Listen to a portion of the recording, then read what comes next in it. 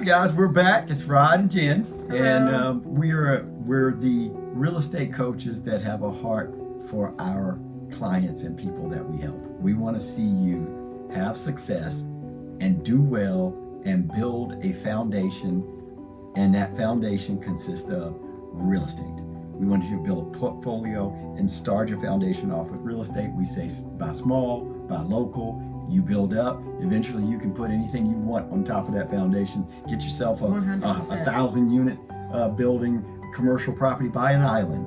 Okay, but definitely build a foundation. And our primary goal is to help you to get comfortable to start the process, right? Start the process, and I think starting small and starting local is our strategy that has worked for us.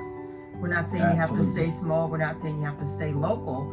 But it's a great place to start, as we mentioned before, to get an understanding and get some wisdom around this thing. So you don't just jump out when you're way down the road and realize you've gone down too far. You don't really get everything. You don't get the whole thing and how it all works.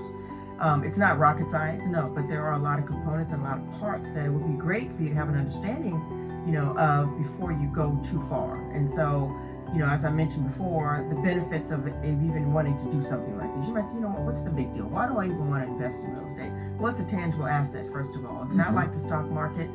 Hey, if that's your thing, then we suggest you go for it. But if not, or if you want to do that in addition to investing in real estate is not as volatile, in our opinion, as the stock market is. You'll notice that if you purchased a property, if we were thinking about if we purchased property, if our parents, the house that our parents bought when we were kids, if we still had that house, like if they had kept it in our family, the house that I grew up in, I think they paid, $17,000 maybe for it or less. That property today is worth over $1 million. Absolutely. And now that probably $1.9 million. That piece alone is so incredibly mind-blowing. Now, you can certainly invest money into retirement accounts and all those things, which we have and have done, but nothing compares to properties that we personally know and have that have generated that type of increase in appreciation in the time we've owned them. We've been together for 25 years. We've been actually doing this real estate investing model for probably close to 3 decades, to close to 30 years.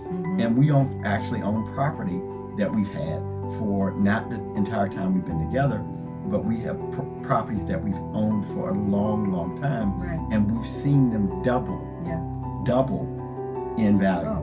Okay, while at the same time, the mortgage is being paid down, 20 years of paid. Look, we have equity in properties and then the appreciation in the property, and these two things are going two different directions. The equity builds up, the equity and appreciation builds up, and then the paying of the mortgage and the cost for what we paid for is going down. And all of a sudden, that leaves you with a very, very nice, comfortable margin in even one piece of property.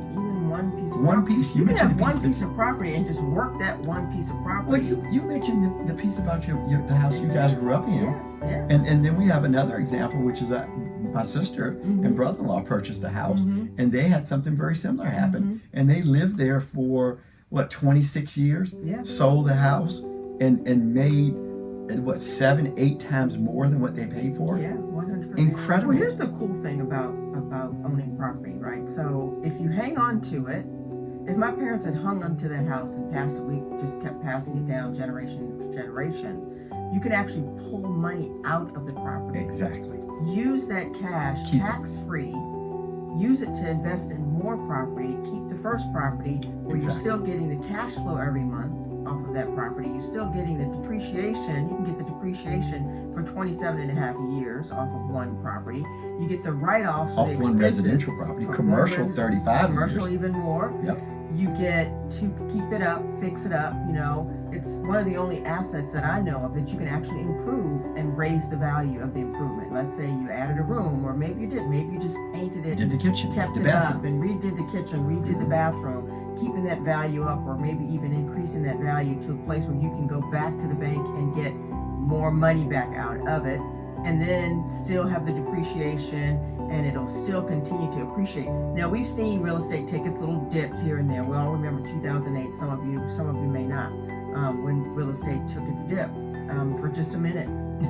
Literally, and from some bad loans that were out there, and then it came right back and surpassed that price point. And the thing that I was going to mention, to back up to something you said, which was, think about it, even the improvements that you do. You're an investor.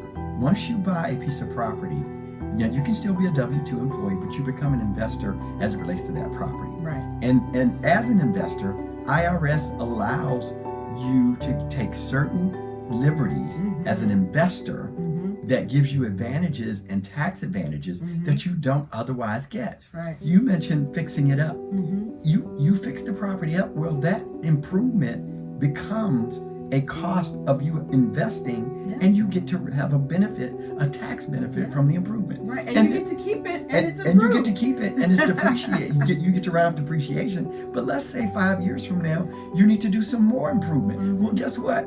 You get to benefit from that improvement. Exactly. So people get, sometimes they're misled. Right. That's why we're so keen on trying to get you to understand the foundational pieces.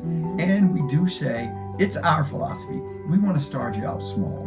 Okay, unless you've already been doing this and you're pretty comfortable and you're ready to get larger, we certainly can accommodate and help and assist you with that. But for a lot of people, it's about, these are people with great income.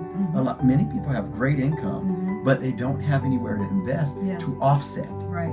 So what's happening is you're at a 30, 35, 40% tax rate. We're gonna put it in the bank and savings account. You're going to go broke safely. That's what you're going to do. That's what savings is. You're going to go broke safely, okay? Because you're definitely not going to beat inflation. Well, see, that's the not other going thing to happen. about real estate. It is a hedge against inflation. When inflation goes up, the rents go up, right? Exactly. And I think people are also afraid of, I'll have another mortgage to pay and all this. It's not really that you're afraid of. It's not knowing what you're doing and not knowing the asset. You're afraid of the asset.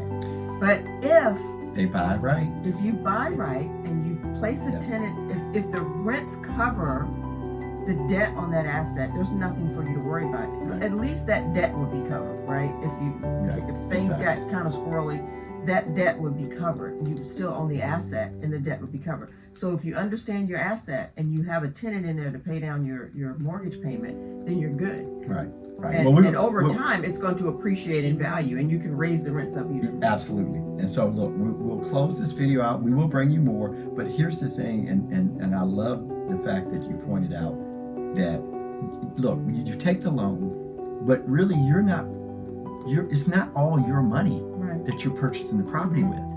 You 70%, you may get 80, depending on the lender. You don't want it to be all your money. You definitely That's wouldn't. not a good strategy. But if you factor this, you're going to put in some equity. You have to.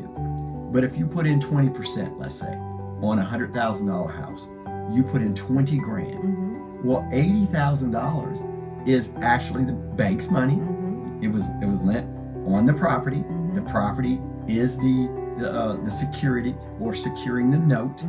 Okay, so what you're really doing is, by placing someone in the place, they're paying the note. You're not paying the note. Exactly. And even if someone left, let's say the concern that everyone has, well, what if the tenant's not in there and it's vacant for 3 months? We're going to address that, and we'll address it in another video. And that is, do you know right now there is a shortage of housing nationally? That that rentals, the rental market is as hot as it's ever been in this country. Beautiful thing. And people need housing, and one of the things that we teach you is you provide them great housing, and you will always have great tenants. 100%. And so when you mentioned the mortgage, you also get to write off the interest of that mortgage. You get to leverage this property, but you get the benefit of the value of the whole property. You're going to have a mortgage, like Robert was saying, for for $80,000. You're putting in 20, but you get the benefit of the whole entire, property. That's wonderful. So you get to write off the depreciation for the whole. That's why we love the real estate investing thing. So look, we'll come back again. We're going to give you some more. We will keep bringing you information. We can't sit in one setting and give you all of it, but we certainly will do our best in these videos to let you know how to get into this and take advantage, right? If you have any questions, certainly, comment, Subscribe, like, follow all that us, stuff, and we'll see you on the next get go. back to you. Bye-bye. Bye-bye.